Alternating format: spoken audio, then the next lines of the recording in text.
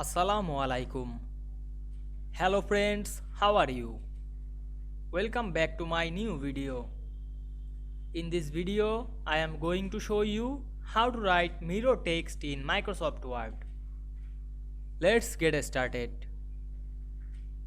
At first, we have to open a Word document.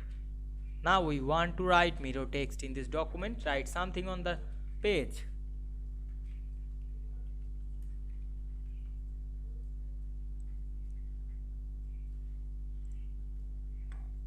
Then increase the font size of this text.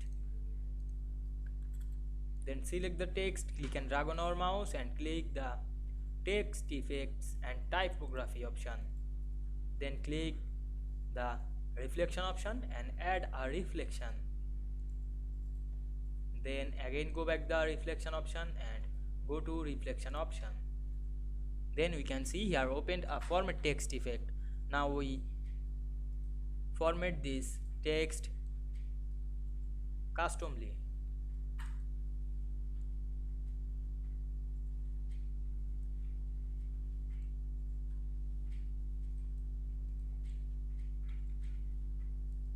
Then close the window.